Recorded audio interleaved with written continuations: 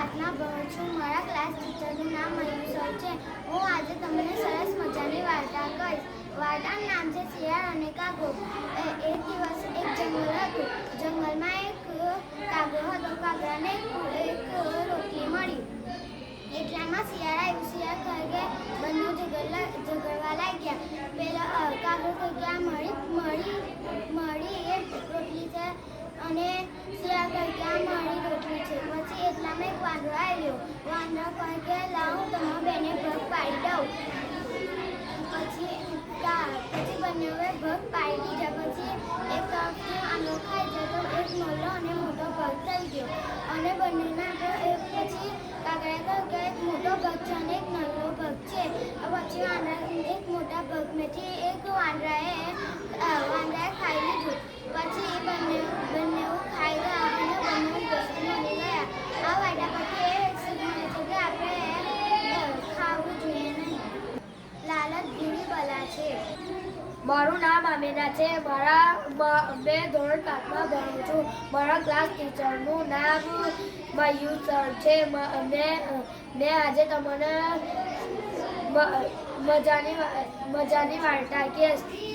વાર્તાનું નામ છે બિલાડી અને રોટલી. બે બિલાડીઓ હતી. એક બ્લેક હતી અને એક કાળી હતી. તો બંને બિલાડીઓ એક ઘરમાં જતી હતી અને ઘરમાં એમને રોટલી કિચન પર પડેલી દેખાઈ. તો ધોળી બિલાડીએ રોટલી લઈ લીધી અને બ્લેક બિલાડી અને ધોળી બિલાડી બહાર આવીને લડવા માંડ્યા કે આ મારી રોટલી છે, મેં લીધી હતી, મારી રોટલી છે, મેં લીધી હતી. તો વાંદરો આવી ને વાંદરાએ પૂછ્યું કે કેમ તમે બંને લડો છો? તે ધોળી બિલાડીએ કહ્યું કે આ મેં રોટલી ઢૂંઢી હતી અને મેં લાવી, પણ આ બ્લેક બિલાડી મારી પાસેથી લઈ લે છે. તો વાંદરાએ એવું કહ્યું કે હવે તમે લડવાનું બંધ કરો, હું તમને ભાગ પાડું. તો વચ્ચેથી એક ભાગ પાડ્યો વાંદરાએ. પછી એક ભાગ બિલાડીની જાન, એક ધોળી બિલાડીની જાન, એક બ્લેક બિલાડીની દીધી. તો પછી બંને પાછો લડવા માંડ્યો ને કહેવા લાગ્યો કે એક રોટલીનો ટુકડો નાનો છે ને એક રોટલીનો ટુકડો મોટો છે. તો વાંદરાએ પાછો તોડીને ખાઈ ગયો અને પાછા બંને લડવા માંડ્યા. મારી રોટલી છે, આ મારી રોટલી છે. તે પાછો વાંદરાએ રોટલી લઈ લીધી અને બંને રોટલી ખાઈ ગયા. આ વાર્તા પરથી એવી શીખ મળે છે કે લાલચ બુરી બલા. મારું નામ સના છે. મેં ધોરણ 5માં ભણું છું. મારા ક્લાસ ટીચરનું નામ મયુર સર છે. મેં તમને આજે સરસ મજાની વાર્તા કહીશ. વાર્તાનું નામ છે ઊંટ અને શિયાળ. એક જંગલ હતું. જંગલમાં બધા જ પ્રાણીઓ રહેતા હતા. તેમાં ઊંટ અને શિયાળ બંને પાક્કા મિત્ર હતા. તે એક વખત શિયાળને શેરડી ખાવાનું મન થયું. શિયાળે ઊંટને કહ્યું કે મને શેરડી ખાવાનું મન થયું છે, તમે મને શેરડી ખાવા લઈ જાઓ. શિયાળે ઊંટે કહ્યું કે ચાલ આપણે જોઈએ પણ શેરડી તો પેલા જંગલની પાડે છે. તો એમને કહ્યું કે પછી ઊંટે સારું કર્યું અને પછી બંને ગયા. પછી શિયાળે કહ્યું કે ઊંટે પાણી પછી નદી આવી. પછી શિયાળે કહ્યું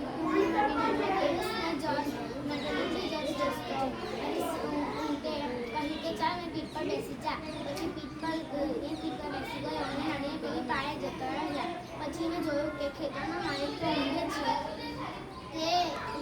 એ ખેતરમાં જતા રહ્યા અને શેરડી ખાવા ગયા. અને શિયાળનું પેટ પણ નાનું હતું.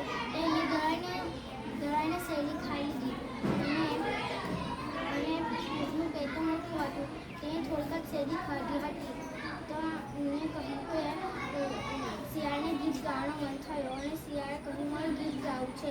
તેને ના કીધું કે ગીત ના ગાતો બાકી આપણને ખેતરનો માલિક જાગશે તો મારશે.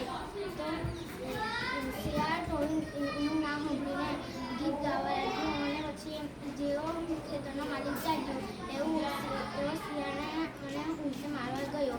શિયાળ તો પેલો દોડવા લાગ્યો અને પેલો એ બચી ગયો અને ઊંટ તો ધીરો ચાલતો હતો, એનાથી ચલાવ્યું ન હતું. તો ખેતરના માલિકે ઊંટને બહુ જ માર્યો અને પછી પેલા ખેતરના પેલા પાડે જવાનું હતું ત્યારે શિયાળે કહે કે મેં ખેતરના પેલા પાડે કેવી રીતે જઈશ તો હું તો કહ્યું કે ચા હું લઈને લઈ જાઉં પછી હું તો કહ્યું હું તો નદીના પાળ આવીને કહ્યું કે મારે તો આવડતું છે શિયાળે ના કહ્યું તો બી આવડી ગયો અને શિયાળ પાણીમાં ડૂબીને મળી ગયો પછી હું તો ચાલા મારી ગયો આ વાર્તા પરથી એ શીખ મળે છે કે આપણે હંમેશા પાકી દોસ્તી આપવી. મારું નામ દીપિકા છે. હું 5મા ધોરણમાં ભણું છું. મારા ટીચર ક્લાસનું નામ મયુર સર છે. હું હવે તમને સરસ મજાની વાર્તા કહીશ. એક જંગલ હતું. જંગલમાં બે બિલાડીઓ રમતી જતી હતી. તેમને એક લાડવો મળ્યો હતો. એ લાડવાને જોઈને બિલાડીઓ કહેવા માંડી હતી આ લાડવો મારો છે, આ લાડવો મારો છે. એથી બે બિલાડીઓ લડવા માંડી. તેમાંથી એક સસલું આવ્યું. સસલું એવું કહેવા માંડ્યું બિલાડીઓ કે તમે કેમ લડો છો? તે બિલાડીઓ કે આ મારો લાડવો છે, આ બિલાડીએ લઈ લીધો મારો. એવથી બે જણે લડવા માંડ્યા. પછી સસલાએ એવું કીધું તે જે પેલા ઝાડ પર ચડશે તેને આ લાડવા મળશે. બે બિલાડીઓ કીધું તે સારું. પછી બે બિલાડીઓ રેસ લેવા માંડ્યો. રેસ લેતે ઝાડ પર ચડી ગઈ. એક બિલાડીથી ના ચડાવી, બીજી બિલાડી ચડી ગઈ. એ રેસ જીતી ગઈ. પછી બીજી રેસ લીધી. બીજી રેસમાં છે ને ફર્સ્ટ દોડવાનું હતું. તો એમાં સસલું એવું કે તે જે ફર્સ્ટ દોડશે તેને આ લાડવા મળશે.